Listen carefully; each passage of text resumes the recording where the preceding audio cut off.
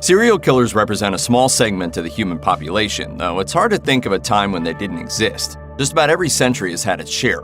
With that in mind, here are some notable serial killers who were caught in the 2000s. Robert Lee Yates Jr. became known as the Spokane Killer after he left a trail of dead bodies in his wake in Spokane County, Washington. Beginning in 1990, he killed at least 15 women, but it's possible that he has even more unknown victims. He shot and killed people who weren't likely to be missed, like sex workers, homeless women, and drug addicts, then dumped them in places far enough off the grid to avoid immediate detection. He would reportedly tell his wife that he was going on hunting trips. In 2000, Yates was arrested, and he then pleaded guilty to killing 13 women. He was sentenced to a hefty 408 years in prison, but the charges didn't stop there.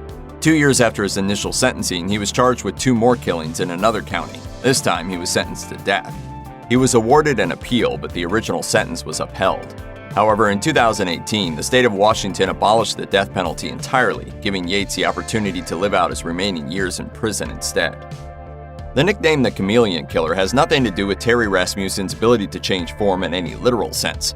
Instead, it refers to his uncanny ability to adopt various identities at will, like the alias Bob Evans. He started exercising this power in the late 70s, and in a way, he remained in disguise for several years after his death in 2010. His true identity was ultimately revealed by a genetic genealogist in 2017. He'd spent time in jail and prison under false identities before pleading guilty in 2003 to killing the woman he'd married while going by the name Larry Vanner. Rasmussen is definitively linked to killing 4 people, though the actual number of his victims is believed to be much higher. Rasmussen had a type when it came to his victims. He preyed on single mothers and killed or kidnapped their children. After his death, he was connected to a case in New Hampshire's Bear Brook State Park in which the bodies of a woman in her 20s and 3 young children were found inside barrels. In 2016, genetic evidence proved that one of the children was Rasmussen's biological daughter. Angel of Death-type killers can be found in the history books as far back as the start of institutional medicine. They tend to work in the medical field, frequently as nurses, as they prey on vulnerable patients in hospitals. Most opt for poison as the tool of their trade, since it's less conspicuous than pushing victims downstairs or dispatching them with a barrage of bullets. Poison makes the killing of an already ill victim look like a natural, tragic death as long as nobody looks too closely, and they often don't. Not until the bodies have piled up, anyway. In the 2000s, the United States had its own Angel of Death, a woman named Vickie Dawn Jackson. She would kill her victims, which numbered at least 10, with mivacurium chloride, a paralytic drug that temporarily halts breathing. That was enough to kill off the 80-something-year-old patients that Jackson took out between December of 2000 and February the following year. She pleaded guilty in 2006 and was given a life sentence for the 10 killings, though it's believed that she actually killed as many as 20 patients altogether. Keeping mementos of victims is a common trope in serial killer movies, and it's a practice of some real-life killers as well. This tends to lead to an easier conviction once their homes are raided, rather than if they'd simply left well enough alone after committing their crimes. In the case of Maury Travis, he didn't collect physical pieces of his victims, though he did keep a series of horrifying videos. In 2002, Travis's home was raided after police received a letter about a series of killings that contained a map to one of the bodies. In the killer's home, they found a torture chamber, bondage gear, and the infamous tapes. The videos contained footage of Travis torturing and strangling victims, whom he kept as prisoners before killing them. Travis killed himself within days of being taken in, so he was never convicted of his crimes, but the tapes that he left behind offered plenty of evidence of his wrongdoing. He also left behind a note in which he bragged about killing 17 women. The police have identified 12 of them thus far. There's some families out here that have a lost loved one, and they'll always be uncertain of what happened to him. Lee Boyd Malvo and John Allen Muhammad were dubbed the Beltway Snipers as they terrorized the Washington, D.C. metropolitan area for a 3-week period in 2002. Using a Bushmaster semi-automatic rifle, they gunned down 10 victims and injured several others, including an FBI analyst. The victims seemed to have been chosen at random and killed out in the open, which understandably caused a wave of mass fear to sweep over the area. One victim was shot outside of a department store, another while pumping gas, and still others were killed while shopping or going about other daily tasks with no reason to suspect that they were in any impending danger. Malvo and Muhammad were caught by a task force comprised of just about every law enforcement agency you can think of and taken into custody without a fight. Though the pair were charged and convicted of killings that happened only on the East Coast, they're suspected of shootings that span across the entire United States. Muhammad was sentenced to death in 2003, with his execution carried out in 2009. Meanwhile, Malvo, who was a minor at the time of the killings, received several life sentences, though thanks to a change in Virginia law, he will become eligible for parole in that state in 2022. Juveniles who are serving life sentences in Virginia are now eligible for parole. Starting in 1994, Sean Vincent Gillis killed at least 8 women in the Baton Rouge area before he was arrested in April 2004. Before his arrest, he'd been a suspect in the case of a woman named Donna Bennett Johnston, thanks to a matching pair of Goodyear tire tracks found at the crime scene. But it was ultimately a DNA match to put the nail in the coffin of his serial killing career. When the police raided Gillis's home, they found 45 digital pictures of his mutilated victims. With all the overwhelming evidence that was available, he was found guilty and sentenced to life in prison in 2008.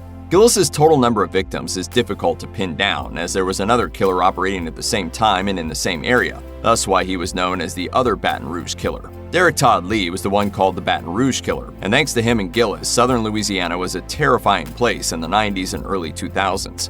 Lee was found guilty of killing 2 women, while DNA evidence tied him to the deaths of 7 altogether. As with Gillis, it was the DNA that ultimately led to Lee's capture in 2003. He was sentenced to death, but before he could be executed, he died of heart disease in 2016. There are dragons to slay, and Mr. Gillis is an example of that. Ronald Dominique wasn't particularly memorable before he became known as the Bayou Strangler. At first glance, he looks like your regular nobody criminal, but his crimes were much deadlier than simple misdemeanors, though he committed those as well. He was an overweight man with a heart condition who frequented gay clubs and preyed primarily on homeless men. Before he ever started killing, he'd been arrested for harassment, a DUI, assault, and forcible assault. It wasn't long after he spent time behind bars on a 1996 assault charge that his serial killing began. Dominique was arrested in 2006 for killing 2 young men, and then he blurted out a confession that surely would have shocked anyone who knew him as a mild-mannered man who lived with his sister and walked with a cane.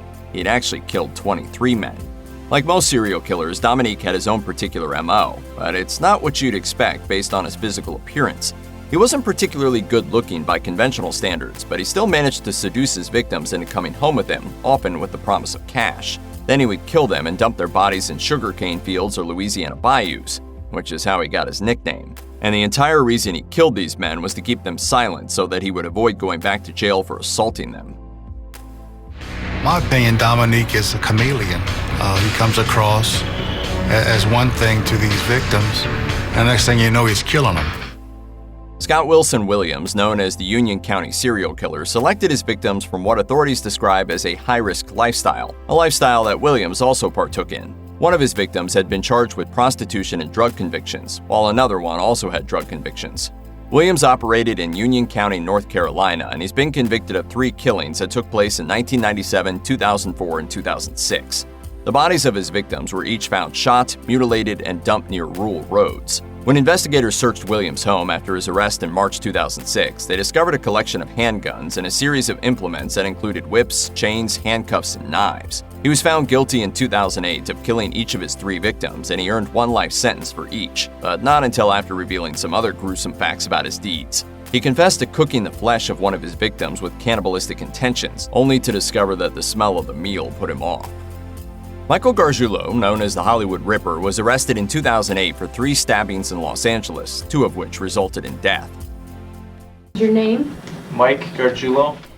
He was also suspected of at least 1 more killing in Illinois. His trial received a fair amount of media attention, unsurprising considering that it took place in one of the media capitals of the world. The attention also had something to do with the fact that one of the victims was killed shortly before she was supposed to go on a date with actor Ashton Kutcher, who testified during the trial. Gargiulo was ultimately convicted of his California-based crimes in 2019. His relatively small number of killings might make it seem that Gargiulo shouldn't really be classified as a serial killer, but serial killing is all about the process. For years, he stalked his victims and plotted the perfect time to attack the women who lived within a few hundred feet of him. His one surviving victim detailed Gargiulo's attack during the trial, as she testified that she awoke to him straddling her in her bed and stabbing her repeatedly with a serrated knife.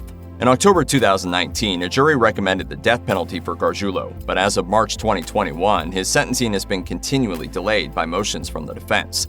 Meanwhile, if convicted in Illinois, he would be facing a sentence of 25 years to life. Terry Blair was known as the Prospect Killer, which refers to the Prospect Avenue area of Kansas City, Missouri, where his killings occurred. His final run of terror occurred in 2004 when he killed 6 women.